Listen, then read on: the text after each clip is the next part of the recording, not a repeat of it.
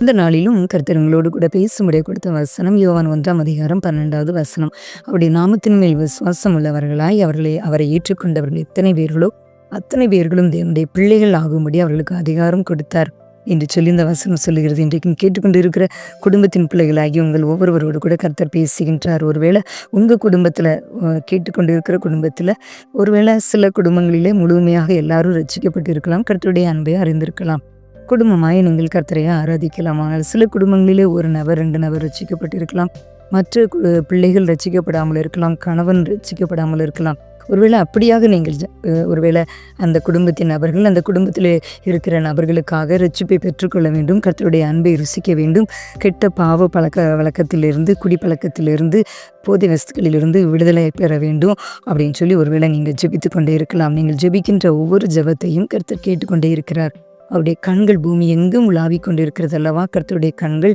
அதனால் நீங்கள் கண்ணீர் வெடித்து ஜெபிக்கின்ற ஒவ்வொரு ஜெபத்தையும் கர்த்தர் காண்கின்றார். நிச்சயமாக நீங்கள் ஜெபித்து கொண்டிருக்கிற உங்கள் குடும்பத்தின் நபர்களை நிச்சயமாய் கர்த்தர் ரட்சிப்பார், அவருடைய கெட்ட பழக்கத்திலிருந்து விடுதலையாக்குவார், குடும்பமாய் உங்களை வாழ செய்வார். அதனால் இன்னும் ஜெபத்திற்கு பதில் வரலையே, நான் இவ்வளோ நாள் ஜெபிச்சிட்டேனே இன்னும் பதில் தரலையே கர்த்தர் அப்படின்னு சொல்லி சோர்ந்து போகாதீங்க. நிச்சயமாக கர்த்தர் அவங்க ஜெபத்திற்கு பதில் தந்து உங்களை ஆசீர்வதிப்பார் பிரியமானவர்களே.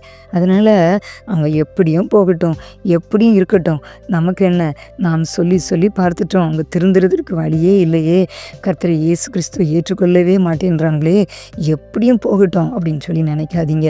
அவங்க ஆண்டோடைய அன்பை அறியாதனால சத்ரு அவங்களுடைய சிந்தனைகளை எல்லாம் அடக்கி ஆண்டு கொண்டு இருப்பான் அல்லவா சத்ரு பிசாசு. அதனால் நீங்கள் சொல்வதெல்லாம் அவங்களுடைய காதுகளில் கேட்காமல் இருக்கும்படியாக சத்ரு கிரியை செய்வான். அதனாலும் நீங்கள் விசுவாசத்தோடு நீங்கள் ஜெபிச்சிங்கன்னா கர்த்தர் நிச்சயமாக அவர்களை சந்தித்து இயேசு கிறிஸ்துவனுடைய அன்பை அவர்கள் அறிந்து கொள்ளும்படியாய் செய்வார். உங்கள் விசுவாசத்தை கண்டு அவர்களை குணப்படுத்துவார், அவர்களை ரட்சிப்பார், அவர்களுடைய ஜென்ம சுபாவங்களை மாற்றி புது மனிதனாக கர்த்தர் மாற்றுவார்.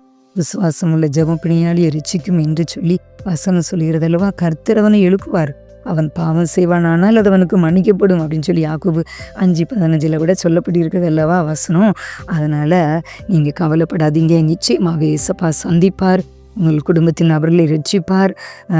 கர்த்தர் உங்கள் ஜெபத்திற்கு பதில் தந்து உங்கள் குடும்பமாய் உங்களை ஆராதிக்க செய்வார். அப்படிப்பட்ட கிருபைகளை தேவன் உங்களுக்கு தந்திருவாராக. ஆமென்.